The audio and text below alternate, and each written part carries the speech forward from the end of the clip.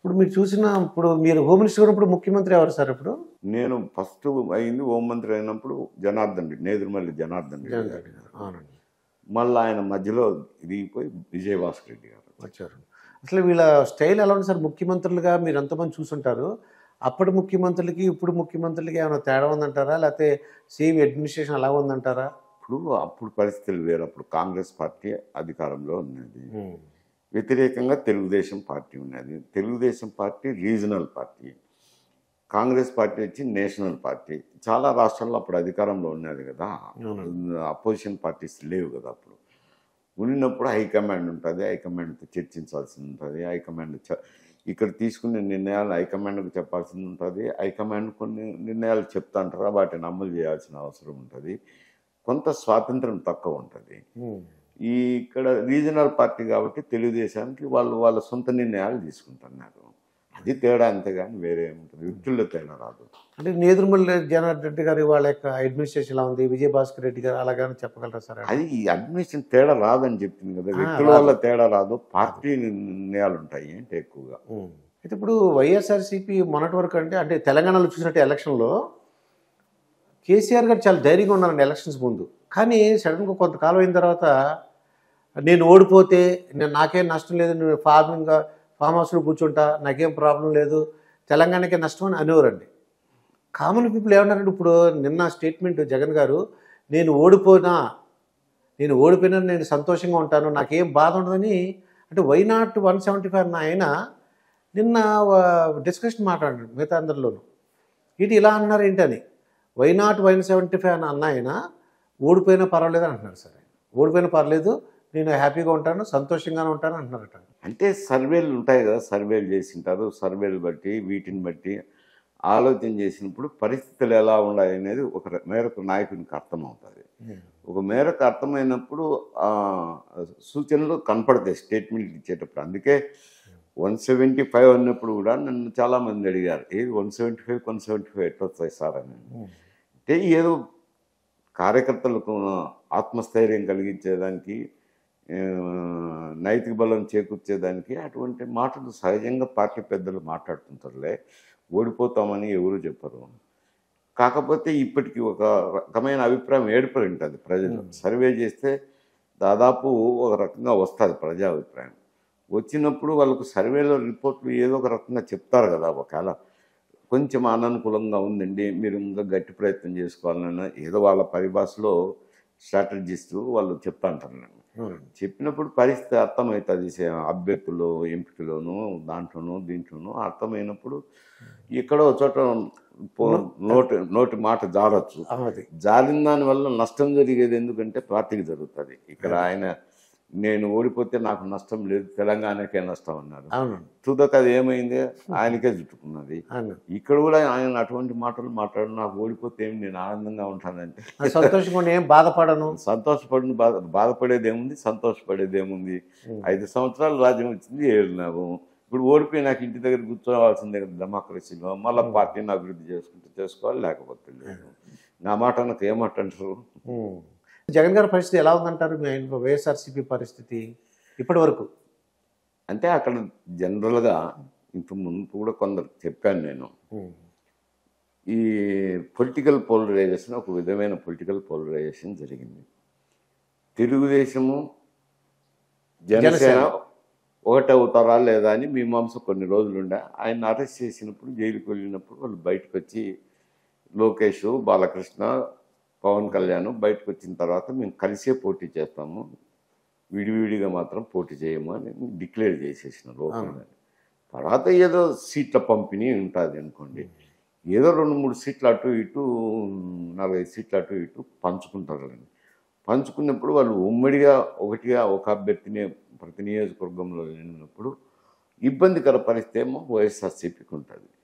దానికి తోడు గూనికి తోడు దొబ్బుడుగాలు అన్నట్టు ఈ షర్మిల గారు కాంగ్రెస్ పార్టీ సారథ్యం వహించుతో వీళ్ళు కొన్ని ఓట్లు చీల్చే అవకాశం ఉంది. దానివల్ల జగన్కు ఇబ్బందికర పరిస్థితులే అని అంటారు. రాజకీయంగా చూసినప్పుడు ఇబ్బందికర పరిస్థితి. అంటే ఓడిపోతారా గెలుస్తారా అలా చెప్పగలరా సార్? చెప్పగలరంటే నేనేమైనా సర్వే చేయించినా, సర్వేలు ఏమైనా రిపోర్ట్ ఉన్నాయా? జనరల్గా ప్రజలతో మాట్లాడినప్పుడు ఏం పరిస్థితులు ఏమన్నప్పుడు కొంచెం ఇబ్బందికర పరిస్థితి సార్ అని అంటారు. ఎవరు ఓడిపోతామని ఎవరు చెప్పరు, గెలుస్తామని ఎవరు ధీమాగా చెప్పరు. కొంచెం వైఎస్ఆర్సీపీకి ఇబ్బందికర పరిస్థితులే అని చెప్తారు. ఇప్పుడు ఇబ్బందికర పరిస్థితి ఈస్ట్ వెస్ట్ విశాఖపట్నం అన్ని కూడా అలాగే అనిపిస్తుందండి. రాయలసీమ అంటే ఎస్పెషల్ కడప వాళ్ళు ఎలా ఉంటారంటారు? కడప కడప అయితే ఎగ్జామ్షన్స్ ఉంటాయా అంటే కొద్దిగా అంటే కడపకు ఆ జిల్లా వాళ్ళని కడపకు గోదావరి జిల్లాలకు ఒక ఓటర్ అంతా ఒకే అభిప్రాయంతో ఉంటారు అంటే జనరల్గా. ఏమిటికుంటారు అని నువ్వు అనొచ్చు. అంటే ఓటర్కి ఏమంటే కనుక పెర్ఫార్మెన్స్ది గవర్నమెంట్ చూస్తారు. ప్రభుత్వ పనితీరును పరిశీలించి వాళ్ళు సంతృప్తి అసంతృప్తి వ్యక్తం చేసుకుంటారు. అంటే నేను ఎందుకంటే మా వైఎస్ రాజశేఖర్ అంటే అసంతృప్తి ఎందుకు వస్తుందంటే వాళ్ళు అనుకున్న లక్ష్యం నెరవేరిందా లేదా అన్నప్పుడు, నెరవేరన్నప్పుడు తప్పకుండా అసంతృప్తి చెందుతారు. అసంతృప్తి చెందినప్పుడు ఓట్ బ్యాంక్ అది ఓటర్గా అది ఇవి ప్రస్ఫుటం అవుతుంది. నేనేమనుకున్నానంటే కడప వాళ్ళు కానీ కర్నూలు ఇది రాయలసీమ వాళ్ళు మా రాయలసీమ బిడ్డ వైఎస్ రాజశేఖర రెడ్డి కొడుకు ఇతను మళ్ళీ తీసుకురావాలని ఒక అంటే అభిమానం ఉంటుందేమో అని అందుకు అడుగుతున్నాను సార్. ఎందుకు ఏం చేసినారు రాయలసీమకు? ఒక ప్రాజెక్ట్ ఉన్నది ఇచ్చినారా? ఒక ప్రాజెక్టు లేదు. నీళ్ళు ఇచ్చిన ఒక ఎకరాకు నీళ్ళు ఇవ్వలేదు. ఆ ప్రాజెక్టును వదిలేసినారు. డెవలప్మెంటల్ యాక్టివిటీసే లేవు. సంక్షేమ కార్యక్రమాలు గోదావరి జిల్లాలో అట్ట అమలు జరుగుతుంటాయో ఇక్కడ అంతే అమలు జరుగుతాయి. అంతకంటే మించి ఏముంది?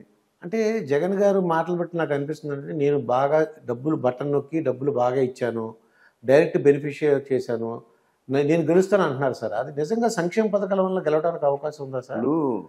ఏది కూడా నీకు చక్కెర అయినా కానీ కొంచెం తింటే అది తీపిగా ఉంటుంది, కానీ పూర్తి చక్కెర తీపిగా ఉందని చక్కెరే తినలేం కదా.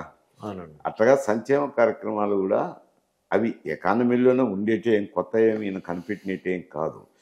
ఎందుకంటే ట్యాక్సులు అనేది భారం అందరి మీద పడుతుంది.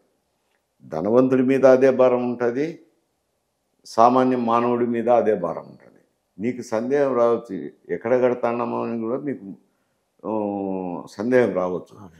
కానీ ఇండైరెక్ట్ ట్యాక్సెస్ ఉన్నాయి కదా, సబ్బు కొనుక్కున్నా జిఎస్టీ ఉంది కదా, స్టేట్ జిఎస్టీ కానీ సెంట్రల్ జిఎస్టీ కానీ ప్రతి వస్తువు మీద ఉంది. ఇప్పుడు ఎగ్జామ్షన్ అనే వస్తువులు వాడని వస్తువులకే ఉన్నాయి. ఏదో 10 ఐటమ్స్ ఉన్నాయి కానీ అవి ఎవరు వాడేటి కూడా కాదు. మట్టి కుండలు, మట్టి పాత్రలు ఇప్పుడు ఎవరు వాడేవాళ్ళు ఉన్నారు లేరు.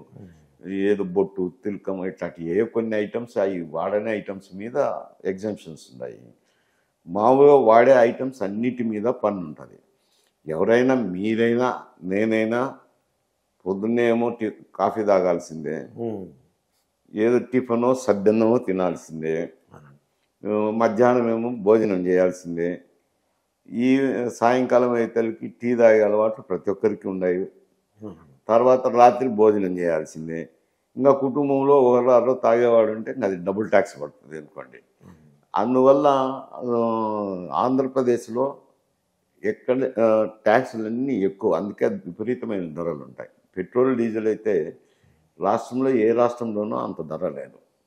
ఎక్కువ పెట్రోల్ డీజిల్ మీదనే కదా పన్ను పడేది.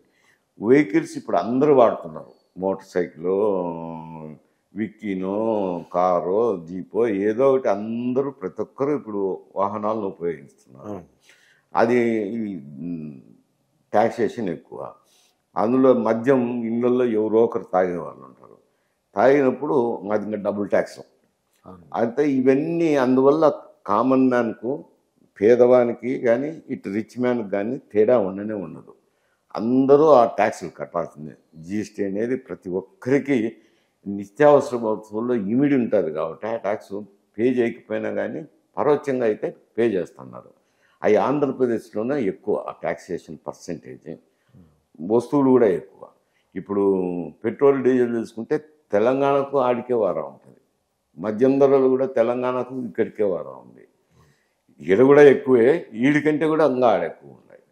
అట్లా కర్ణాటక తీసుకుంటే చాలా తక్కువ ఉంటాయి పెట్రోల్ డీజిల్ కానీ మద్యం రేట్లు కానీ చాలా తక్కువ ఉంటాయి, ట్యాక్సులు తక్కువ అక్కడ.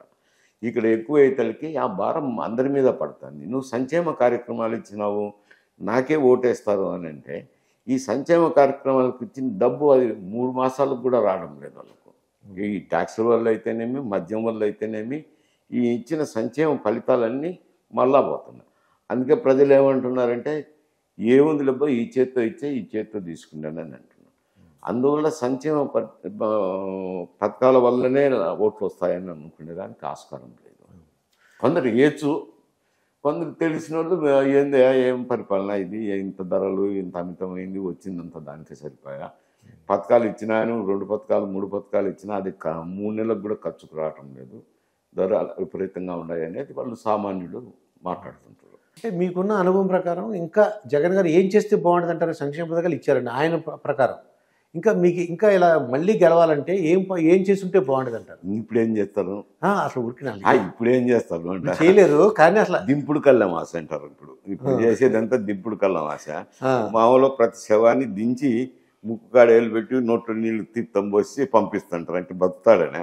దింపుడు కళ్ళం ఆశ అంతే. ఇప్పుడు లాస్ట్ 1 month 3 monthsలో చేయగలిగింది ఏమి ఉండదు. చేయగలిగింది అనేది over a period of 4 years చేయగలిగింది అలా. అంటే ఆయన చేసిన అంటే ఇప్పుడు ఆయన ప్రవర్తన కానీ ఆయన అభివృద్ధికి కాస్త కూస్త కేటాయింపులు చేసి ఉండాల్సింది, సంక్షేమానికి అవి మిక్స్డ్గా ఉండాలి. కానీ మొత్తం సంక్షేమ కార్యక్రమాలు అని అంటే ఇంకా అభివృద్ధి కుంటుపడిపోతుంది కదా. ఇప్పుడు అభివృద్ధికి అయితే డబ్బులు లేవు, అటు ఇది వ్యవసాయ రంగానికి కానీ, తర్వాత నీటిపారుదల రంగానికి కానీ, రహదారులకు కానీ, దేనికి కానీ విద్యుత్ శక్తి ప్రొడక్షన్కి కానీ అదనపు కేటాయింపులు ఏమీ లేవు.